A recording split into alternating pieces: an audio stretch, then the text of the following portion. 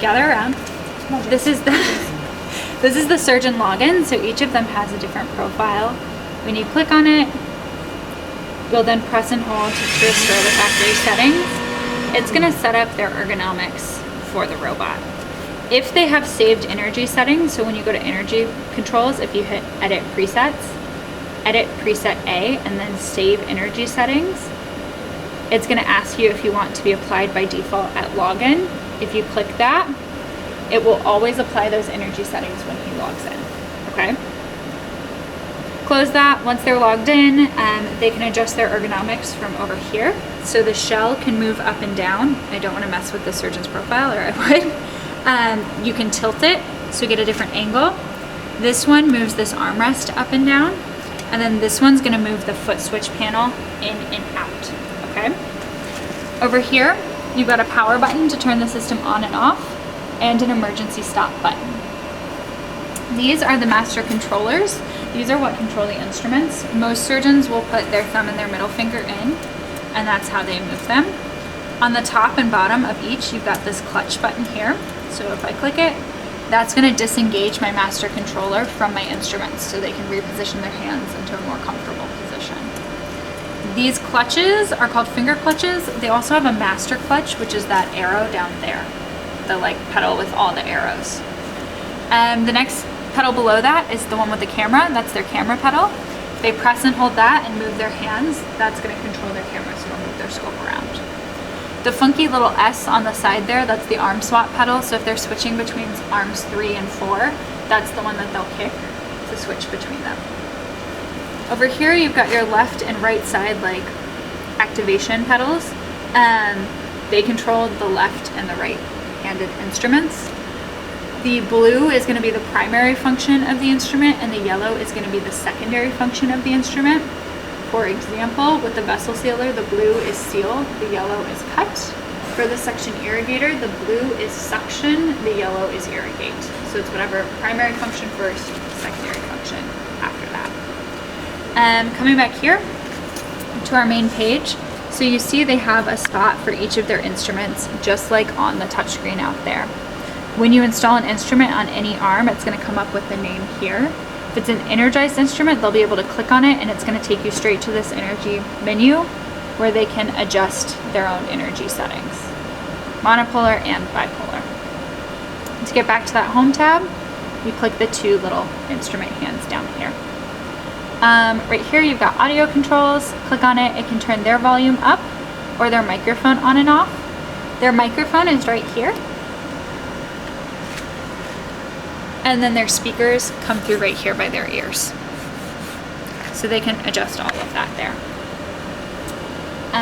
This little settings tab here, you click that, and that's going to walk you through all of the menu settings, similar to what we were able to adjust on the touchscreen on the patient cart. They can change the brightness, the color balance, they can adjust the contrast of the image. If you move down to the display, they can zoom in like digitally. So instead of zooming their scope in manually, they can just zoom in digitally. A lot of urologists like that when they're trying to get really close on the prostate. If they get too close, the scope starts to fog, so they can digitally zoom instead, so their scope stays further back. Haptic zoom is something that most people don't use. If you turn it on, they can press and hold their scope and then clap their hands together, and it's going to digitally zoom the image in. I don't see a lot of people use it, but that's what it does. Telestration eye, if they're one eye dominant, that's the one that, like, when you draw on the screen on that eye, that's the eye that's going to show up on in their console for them. Then you've got this viewer mode, which switches between 2D and 3D. A lot of people think it's really dumb to have a 3-dimensional robot have the option to switch into 2D. If for some reason one of your optical channels went down or something happened, you could switch it into 2D and still use the articulating instruments of the robot for the case until you could get that fixed. So it's like a safety option. Next, you've got Tile Pro. You can turn it on and off. You can turn the quick click on and off, so when you hit that like camera pedal really quick and it turns Tile Pro on, they can turn that on and off if they're accidentally doing it.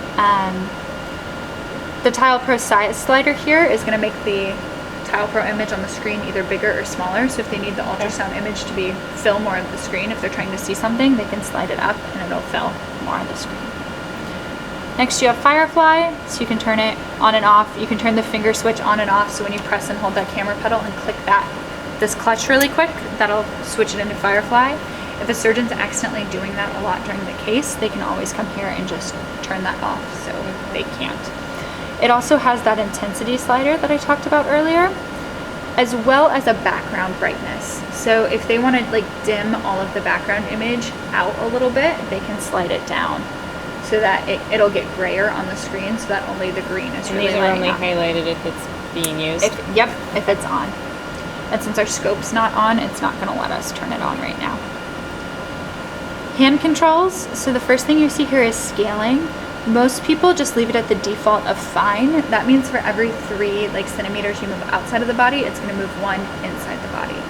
And then you've got 2, 1.5, and 1. So those all match. Your finger clutches, you can turn these off so that you can't use them.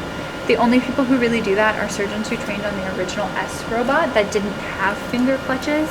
So they tend to accidentally hit them because when they learned, they didn't even have them. So they're the ones who will turn it off. We talked about the hand control assignments earlier and how you can configure those. You pretty much always want it to auto because it's going to recognize which arms should be in the left hand and which arms should be in the right hand. If you come over here, you can reassign it so they're backwards and click save. That happens when you do single site surgery. I don't think you guys are doing that here. So most of the time it should just be on auto. Last, you have this account button. It's where you can just import somebody else's settings. You can restore all of the factory settings. You can restore any saved settings. It just lets you kind of manage and go back and fix anything you've done. All of this can be scrolled through like this as well. It's just nice because if you want to jump somewhere, you can hit it on the side here. Go back to the beginning and that's everything. Do you have any questions?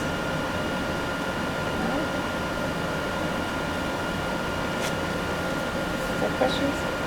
That's your surgeon console.